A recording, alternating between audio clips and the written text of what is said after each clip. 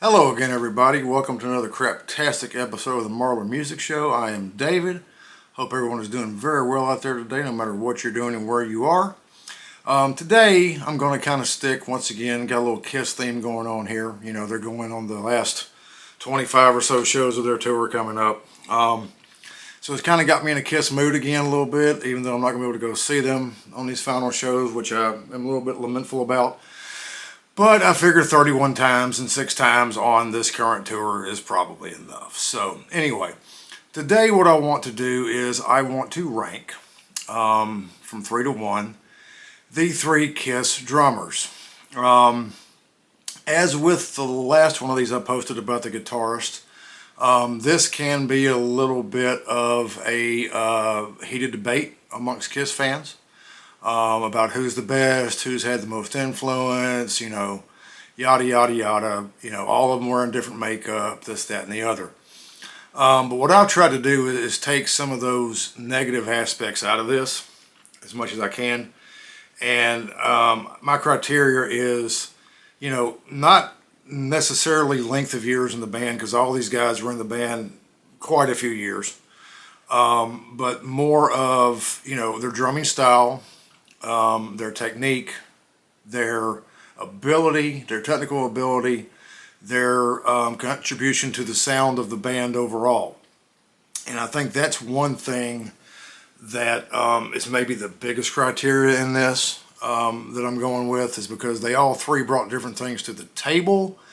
But the one I'm going to say is the best, you may or may not be surprised. I don't know. We'll see. So anyway, let's get this party started. Yes!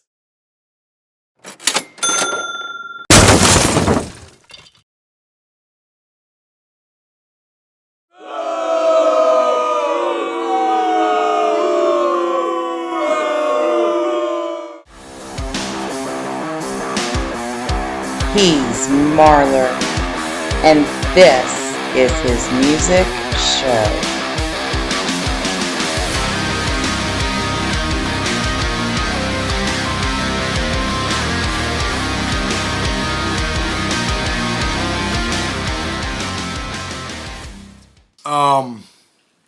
So I've debated this very heavily, and I feel like my order is probably going to be a very non-popular one, but here we go. All right, number 3. And this is where all the booing is probably going to start. Go ahead. Go ahead. Go ahead and do it before I say it. And then you can do it after I say it. Okay. Number 3 is Peter Criss. Go ahead. Go ahead.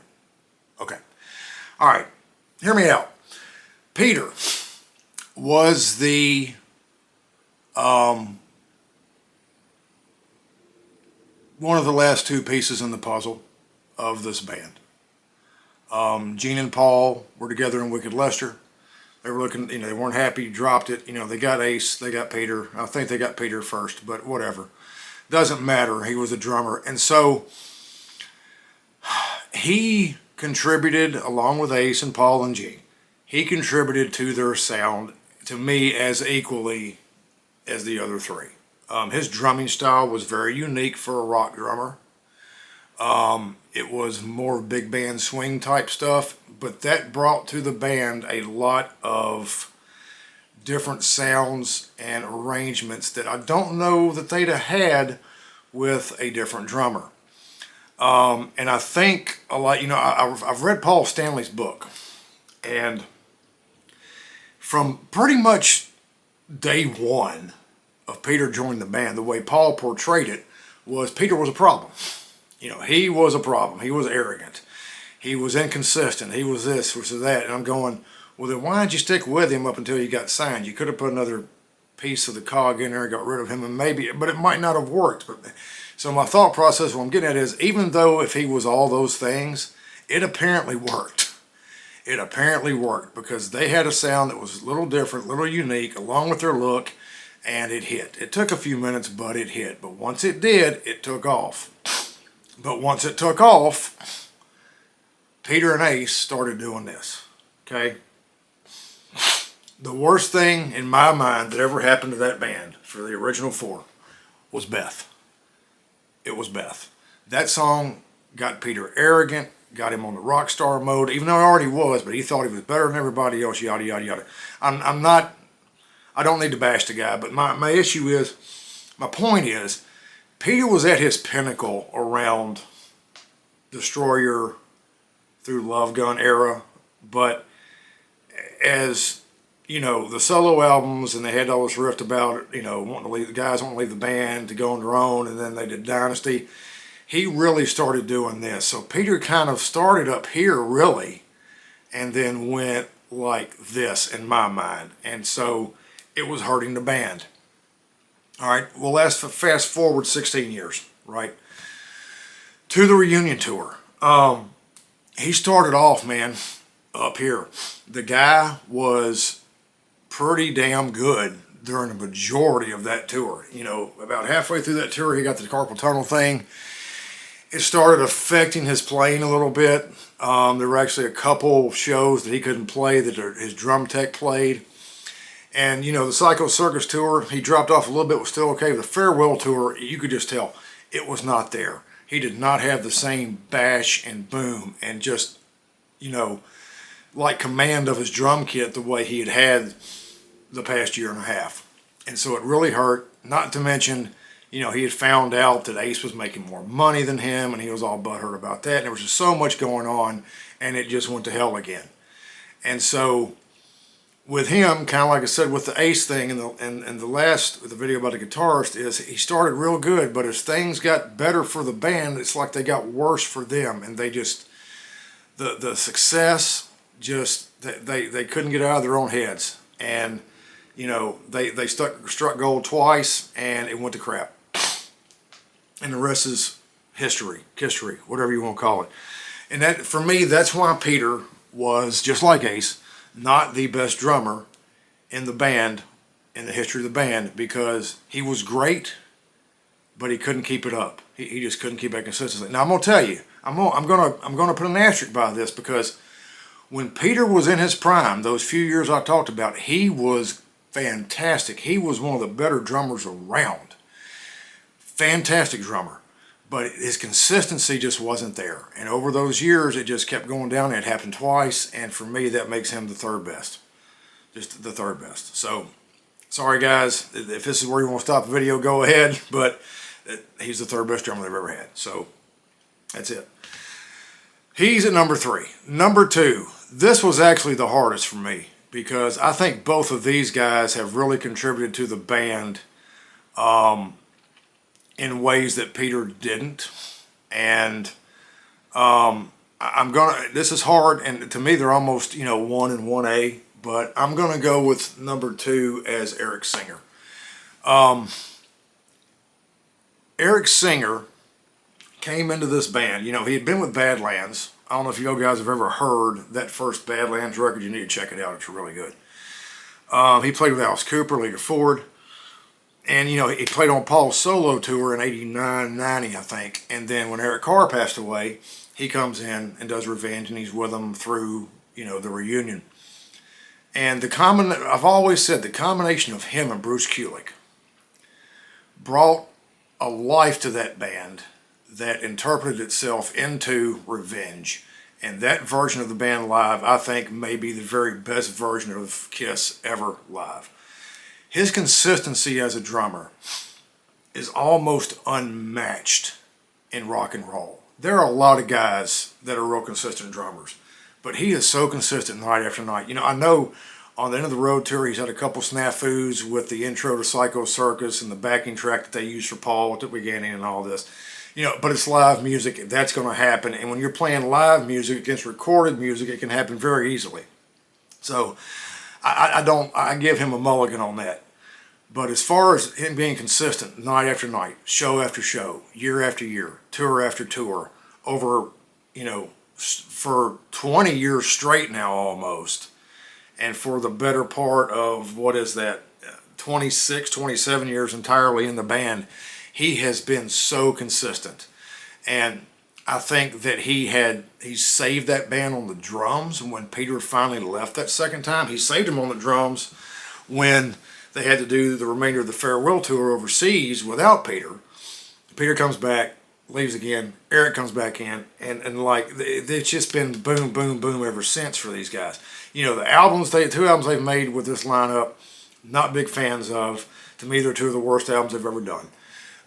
They've got some good songs on them. You put all the good songs from both went together, you got a pretty good album. The drumming's solid, but he tries to stay very true to the nature of the drumming of the Kiss songs. And he's consistent. You can listen to him now and listen to him 20 years ago. The guy's in his 60s now. But you can listen to him. He may actually be closer to 70. I don't know. But, you know, anyway, he's getting up there, right? You can listen to him 20 years ago and listen to him now, and you could not tell he's aged. He has been so consistent. That's something that Peter never had for even 5 years. Peter never had it. Eric has had it for 20 straight. And he has been a glue to hold that band together along with Tommy for the last 20 years. And I commend Eric. You know, I don't like him in the cat makeup. I'm done with all that conversation. I can't stand the fact that he's doing Beth on this tour. It's a waste of concert time. Put another song in there and don't waste our time. But take all that out. Just concentrate on his drumming with the band and everything that he does behind that kit.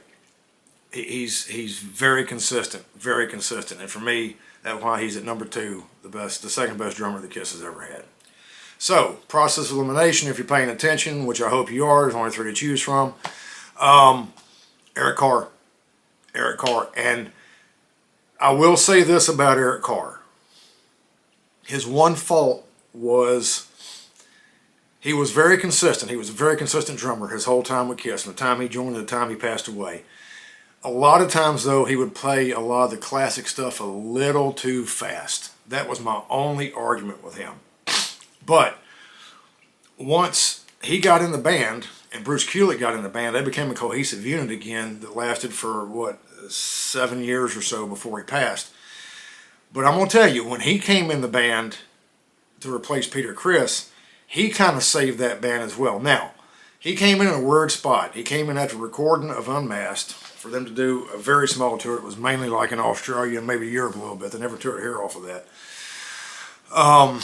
But instantly what he brought to Kiss when he joined was this thunder of just like hard-hitting boom, boom, boom, boom, boom. You can hear it in I Love It Loud, War Machine, all the stuff off Creatures of the Night. And so he came in doing that live, and then they recorded The Elder, which, get it out of the way. Forget about that album. That was just a bad dream for everybody. But then they regrouped and put out Creatures of the Night. And that is where it became very, very, very apparent how important Eric was to this band and how great of a drummer he was. And his drum solos in concert were fantastic. Peter had some really good ones back in the day, but a lot of Eric's were on par or better. And he just had this aura about him, this thunderous sound about him, and was so passionate about the band and about the songs and about the fans. And he was just, it's a shame that he passed away, obviously. But I've often wondered, had he not passed, if the reunion would have ever happened. I feel like it probably would have, honestly. But I also feel like that I don't think that would have changed Peter and Ace going kaput again.